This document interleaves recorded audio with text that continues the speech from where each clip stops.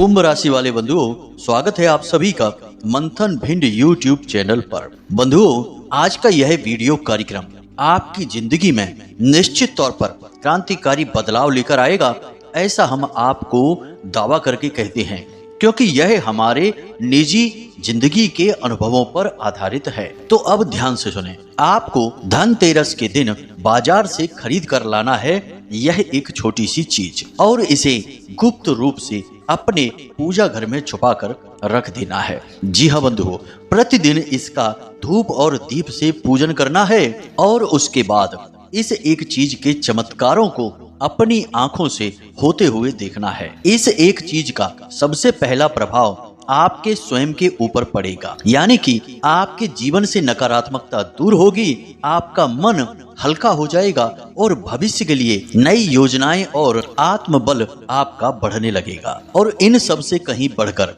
आपको हर एक काम में कामयाबी का वरदान प्राप्त हो जाएगा। आपके जीवन की सबसे बड़ी समस्या जो आज के समय में बनी हुई है वह यही है कि आपके हर एक काम में किसी न किसी प्रकार की रुकावट है। हर वक्त आपको छोटी छोटी समस्याएं घेर कर रखती हैं। कुछ बड़ी समस्याएं भी ऐसी हैं आपके जीवन में जिनका हल ढूंढ पाना आपके लिए बहुत मुश्किल हो रहा है। काम धंधे व्यापार में तो आप जैसे फंस से चुके हैं, यानी कि अब ना आप आगे ही बढ़ पा रहे हैं और ना ही आप पीछे लौटने के बचे हैं। और सबसे बड़ी बात यह है बंधुओं कि जिन लोगों से आपने उम्मीदें लगा रखी हैं कि वे आपका मुसीबत में, बुरे समय में साथ देंगे, वे ही लोग आपको धोखा देकर छोड़कर जा चुके हैं। अब मूल तौर पर आपके पास 3 तरह की समस्याएं हैं जो आपको सबसे ज्यादा परेशान कर रही हैं। एक समस्या तो यह है कि आपका अकेलापन।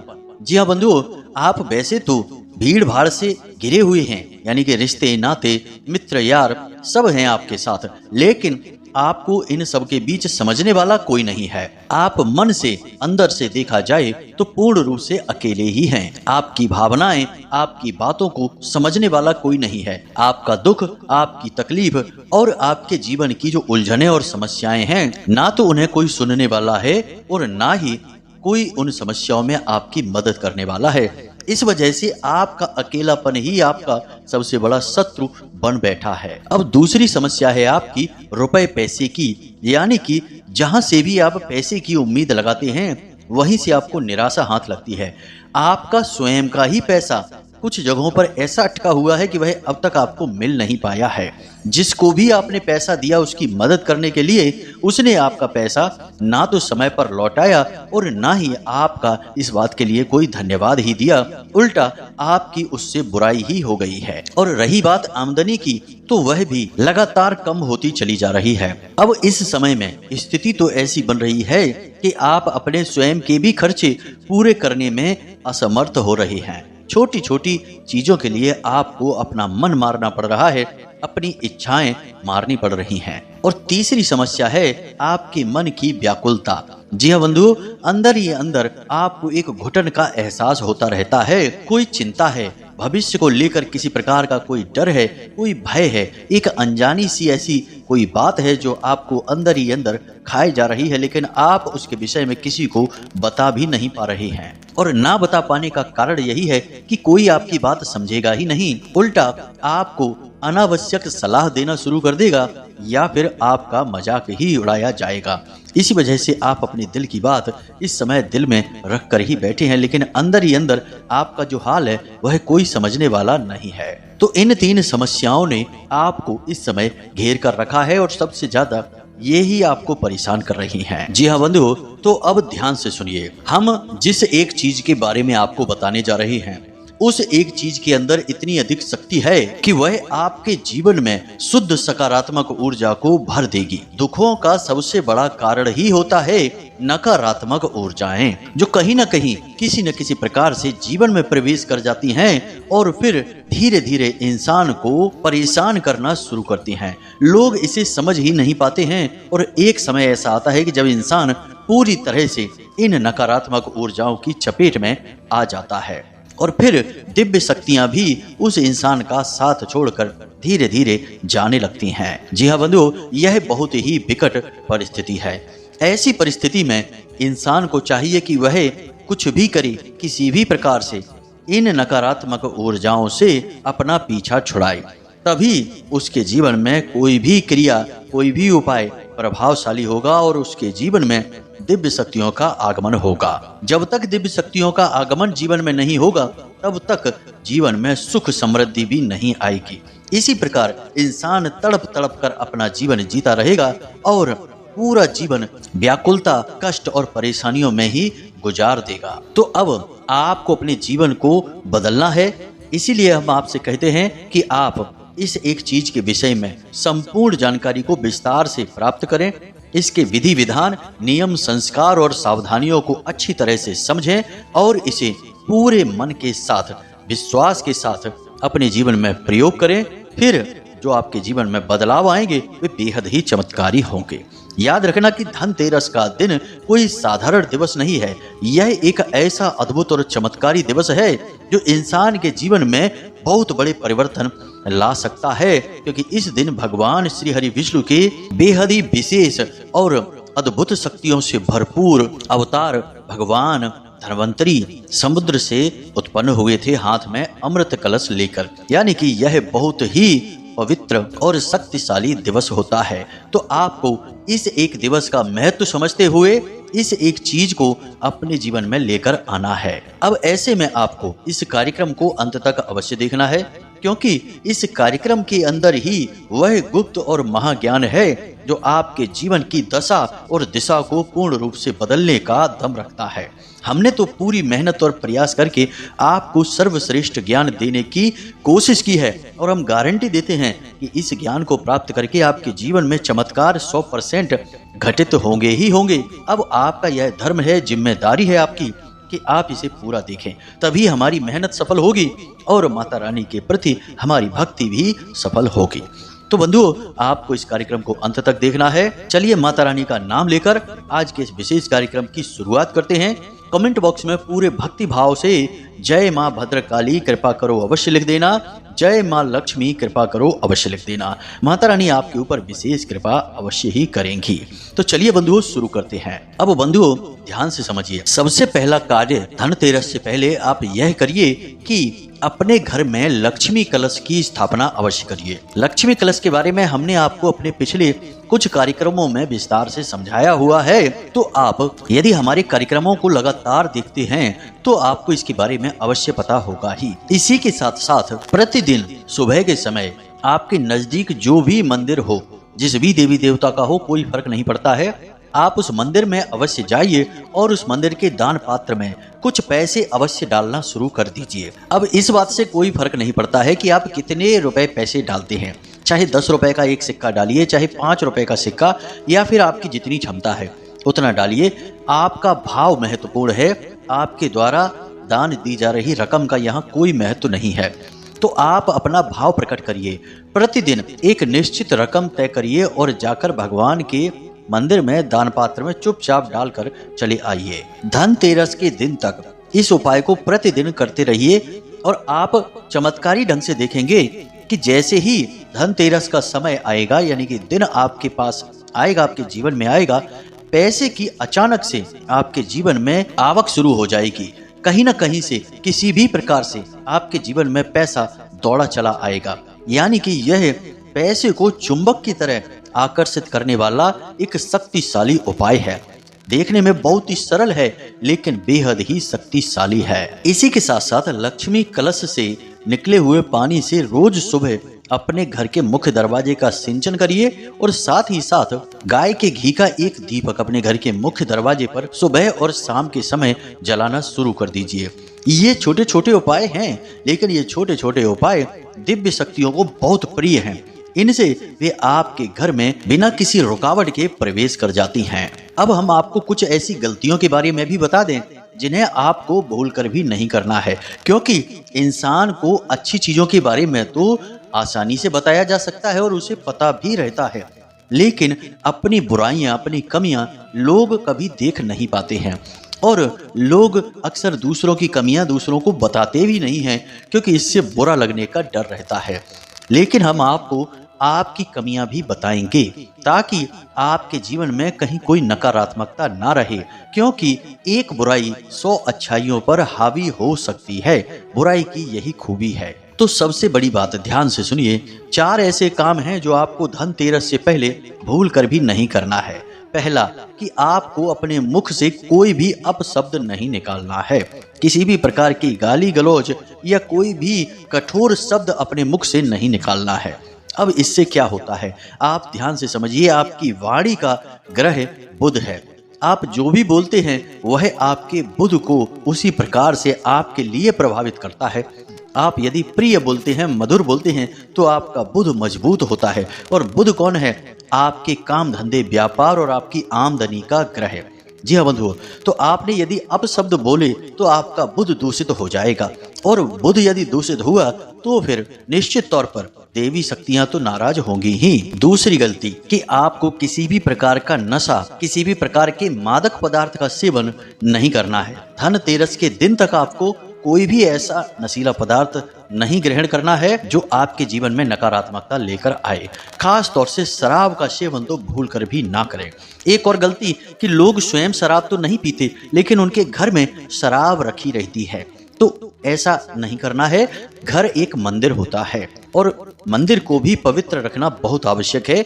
घर में हमारे पुराणों के अनुसार 45 यानी कि 45 देवी देवताओं का वास होता है। आपके रसोई घर में ही लगभग 4 या 5 देवी शक्तियों का वास माना जाता है। अब आपने अपने घर में यदि शराब रख रखी है तो फिर कैसे देवी शक्तियां आपके घर में रहेंगी? भूत प्रेत तो आपके जीवन में और घर में आएंगे ही।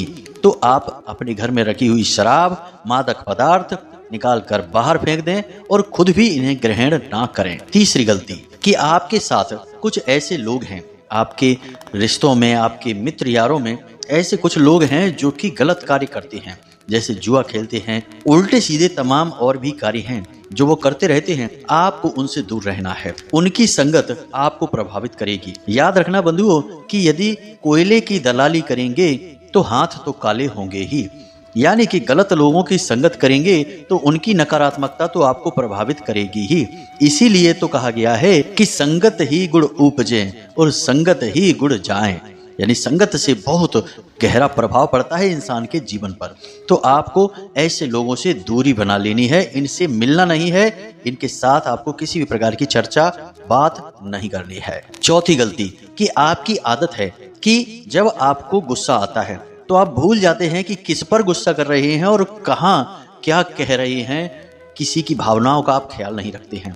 कभी कभी आपको छोटी छोटी बातों पर भी गुस्सा आ जाता है, और कभी कभी ऐसा होता है कि कहीं और का गुस्सा कहीं और आप निकालते हैं, किसी और पर निकाल देते हैं। हालांकि बाद में आपको पछतावा तो होता है, लेकिन गलती तो आपके हाथों से हो ही गई है।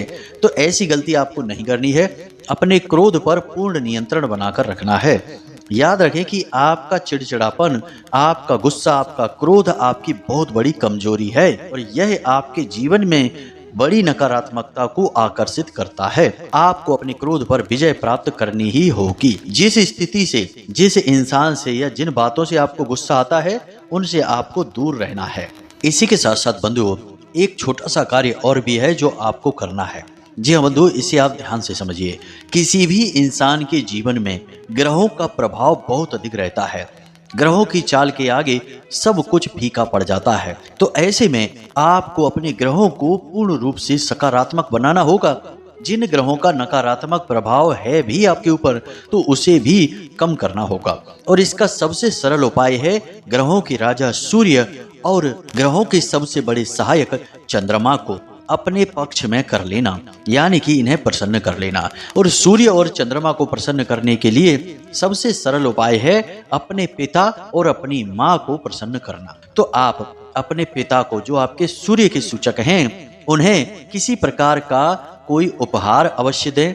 वस्त्र आदि उन्हें दिला सकते हैं। सफेद रंग के कोई वस्त्र उन्हें उपहार में दे सकते हैं, या कुछ मीठा सफेद रंग का आप उन्हें खाने के लिए भी दे सकते हैं। इसी के साथ आप अपनी माता को भी कुछ उपहार, कुछ गिफ्ट दे सकते हैं, उन्हें प्रसन्न कर सकते हैं। ऐसा आपको अवश्य करना है। माता पिता के साथ थोड़ा समय बिताएं, उनकी सेवा करें, उनकी बातें सुने और उन्हें खुश करने की कोशिश करें। जी हाँ बंधुओं, यदि वे प्रसन्न होंगे, मुस्कुराएंगे आपकी वजह से, तो आपको आशीर्वाद देंगे।